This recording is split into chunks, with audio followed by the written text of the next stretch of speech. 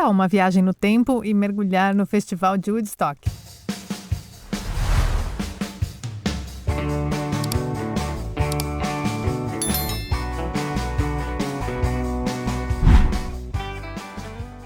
O festival que aconteceu em agosto de 1969, sendo um dos maiores eventos de música da história.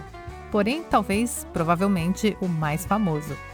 Este sendo considerado o primeiro mega evento musical da história, apesar de não ter sido o primeiro, já que Monterey Pop Festival acontecera 2 anos antes, em 67. Entretanto, muitos o consideram esse uma espécie de esquenta do Woodstock. O Woodstock aconteceu em um contexto de muita agitação política e social nos Estados Unidos, e esse contexto estimulava o cenário de efervescência cultural. E a partir daqui, vamos ter que contar rapidamente um pouco sobre esse período antes de falar sobre o evento, já que este é primordial para sua criação. A história do Woodstock é realmente bem grande, e eu irei contar a primeira parte da sua história agora.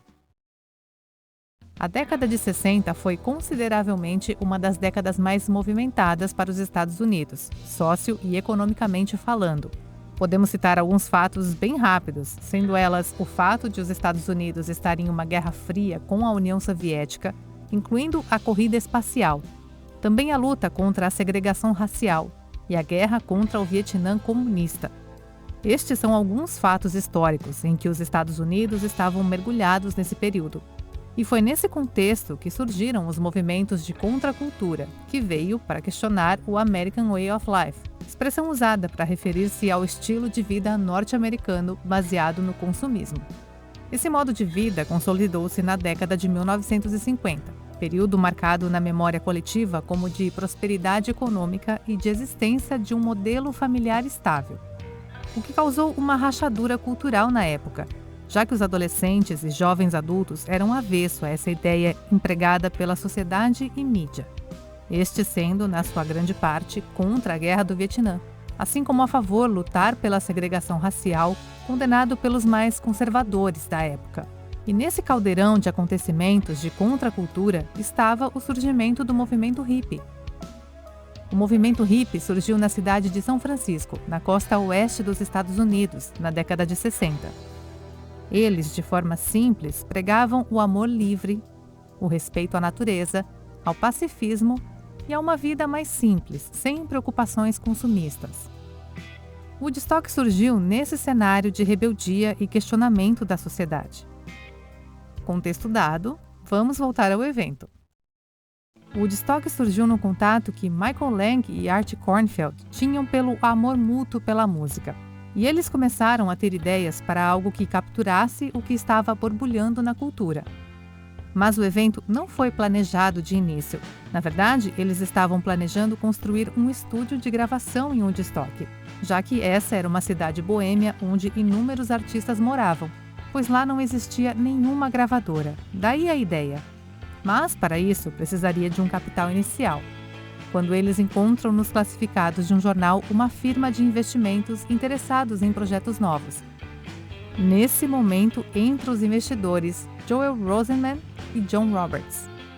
Eles fazem a reunião e mostram a proposta da gravadora, e dá a ideia de fazer um evento para arrecadar dinheiro para a gravadora.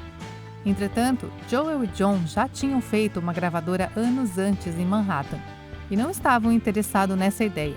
Entretanto, ficaram muito animados com a do evento. Reúna todos esses músicos. Vamos fazer um festival de rock, disseram eles. Semente do festival plantada. Agora precisaria saber onde que seria. Já que estamos falando da década de 60 e o estado de Nova York não era muito entusiasta do movimento hippie, e principalmente ter centenas de milhares de pessoas escutando rock, eles eram muito conservadores. Eles até conseguiram fechar um acordo para um local em Wallkill, condado rural de Nova York, este ficando menos de 70 quilômetros de Bethel, mas caiu 2 semanas antes do dia do evento por pressão dos moradores. Nesse momento entra Max Yasgur, um dos cidadãos mais proeminentes da área de Bethel, e sua fazenda leiteira de 600 acres. Michael e Art apareceram e disseram que gostariam de alugar o campo por 3 dias, pois esse seria apropriado, já que tem uma topografia em forma de tigela. Acordo feito, porém, este não sendo muito bem aceito pelos vizinhos e regiões próximas, claro. Mas o que motivou Max, esse também sendo um cidadão conservador, foi seus filhos, que vivendo essa época queriam entender o mundo deles. Olha, a razão pela qual você não os quer eles aqui é porque você não gosta da aparência deles. Agora, eu particularmente não gosto de como eles se parecem também. Mas essa não é a questão. Eles podem estar protestando contra a guerra, mas milhares de soldados americanos morreram para que eles possam fazer exatamente o que estão fazendo. É disso que se trata a essência do país, a liberdade, dizia Max para os vizinhos. O anúncio do evento estava no ar, se espalhando por todo o país. Lang recebia ligações da Califórnia, para se ter ideia, um estado que está do outro lado da costa americana. Então Lang tinha ideia que o evento seria grande, ele só não sabia que seria imenso. O projeto inicial seria para algo próximo a 50 mil pessoas. Entretanto, para Lang, o evento seria para algo próximo a 200 mil pessoas. E o projeto do evento foi bem complicado. O projeto de construção durou algo próximo de 24 dias, só que chovia torrencialmente por 20 dias. A terra estava literalmente encharcada, o que dificultava o processo. Às vezes, impossibilitava, uma vez que geralmente se enterra a fiação para não tropeçar. E a segurança para Lang era de suma importância, já que, para ele, o evento sempre foi sobre natureza e música, e a vista de um machão e um policial com kit anti-tumulto o aterrorizava. Para isso, ele foi à cidade de Nova York e contratou Wesley Pomeroy, esse que foi o diretor assistente da DEA, e também trabalhou como o chefe da Comissão de Crimes em Washington, sob o governo Nixon. Então ele tinha muita experiência em lidar com multidões, sendo assim perfeito para chefiar a polícia que iria cuidar do evento. Bom, pelo menos essa seria a ideia inicial, até o comissário de Nova York estragar os planos, quando proibiu que policiais fora de serviço pudessem trabalhar no evento. Então assim, o evento foi cuidado por voluntários, que a princípio se mostrou bastante pacífica e cooperativa ao longo do evento. Embora tenha havido alguns incidentes durante o festival, a segurança geralmente foi mantida, sem o uso excessivo de força ou violência.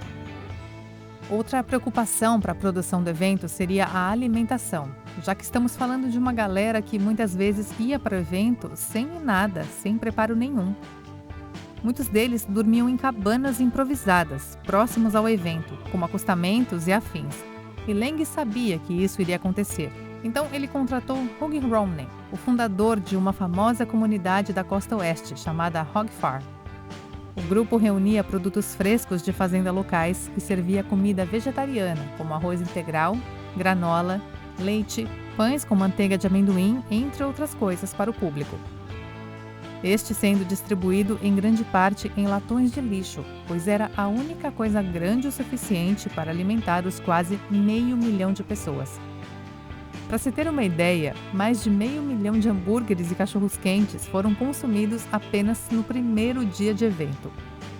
E como eu disse anteriormente, o evento, apesar de ser planejado para 50 mil, porém pensando para 200 mil, na verdade foi 500 mil de pessoas. E acredita-se que mais 1 milhão não conseguiu chegar no evento, ficando preso no trânsito. Pois eles vinham de todos os cantos do país, muitas vezes em suas tradicionais Kombis da Volkswagen, agora eternizada como o veículo símbolo de uma era.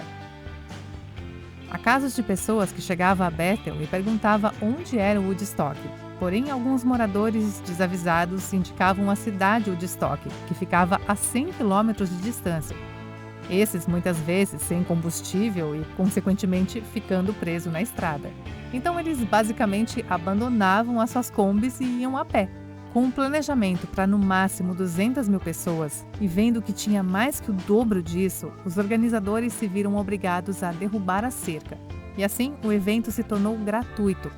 E quando isso foi anunciado, aí que o trânsito da região ficou verdadeiramente caótico, sendo impossível entrar ou sair do condado.